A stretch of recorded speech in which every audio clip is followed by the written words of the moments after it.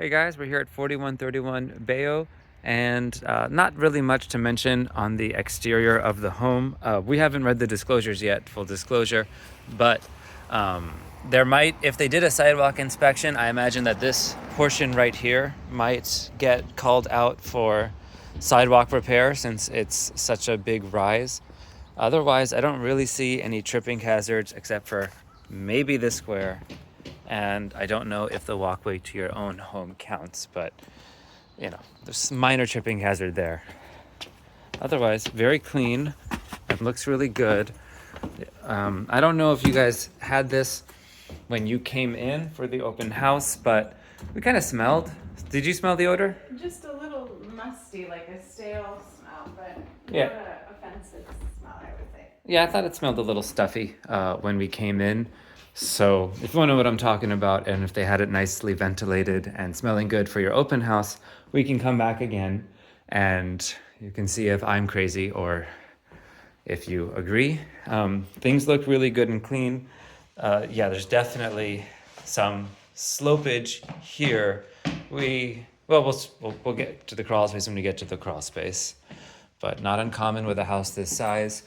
Really not much to note other than that I love these. This is so, I want you to get it just for that. Huge bedroom, huge closet. Yeah, God. So really loving this one, really livable. Let's keep going. There wasn't really, I'll point out the threshold. oh yeah, well this is definitely gonna be a trip hazard. But yeah, just reinstall a threshold like, oh, I see why they didn't put one like they did. They have one over there. Yeah, because the pocket door must be why they didn't do it. So, you know, you make your choice. If you want a threshold or this to operate, you probably want the door to operate. You can always shave off the bottom of the pocket door, which is kind of a permanent move if you want the threshold installed.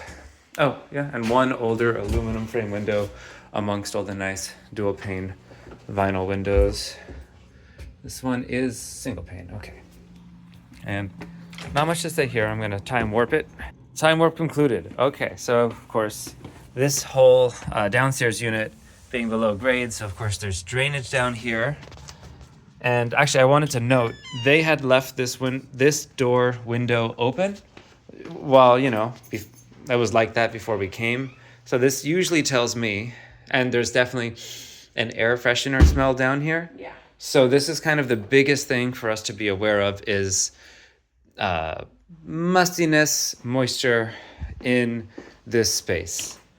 Oh, well, kind of fun to come without reading disclosure sometimes. So you can see this indentation in the floor leading to a second floor drain, this one inside. So I'd like to see if they have done anything to mitigate the water that they planned for to enter the subsurface area. This is kind of my biggest question for this home. We really like it, is just how Doris is going to, how she would like this space. It's really cool that it has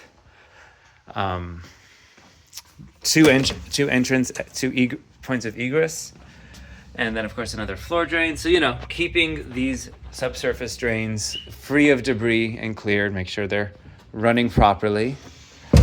Oh, okay, we're locked. All right, so then Kat and I were poking into the crawl space. So we want to share just a few more things. Obviously, you know, prepared for water to get in here. And I'm presuming you guys saw all these things, but... Okay, so there is a sewage ejector behind the toilet. And... Okay, time warp again. I just hit flush.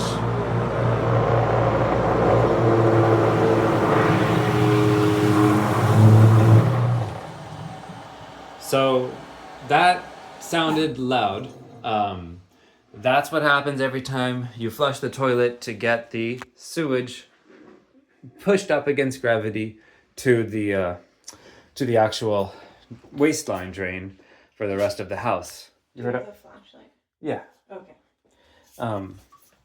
And then of course you have your sump pump down here. So they've got a great system. They've got the backup battery. It looks like it has the alarm to it. Yeah, system alert. So it tells you if the sump pump isn't working, and it should be keeping energy flowing to the sump pump even if there's a power outage, ventilated. So it's a really nice system, but just as with any home with living space below grade, or just, you know, any area that's below grade, there's a sump pump and you got to just make sure it's always operating. There's so much space down here, you could even have a secondary sump pump in case the first one fails, so you got the redundancy built in. Anyways, great system here. It's running. We did test it. It works just fine. But yeah, just good to know that this is something you always need to be aware of. Many such cases. We have 2 sump pumps in our house. Kat, you wanted to explain the crawl space? I'll hold a flashlight for you. Okay, But you can so see. we first noticed that there were fuses instead of breakers in this room. So of course, what did we then find but knob and tube active wiring in here.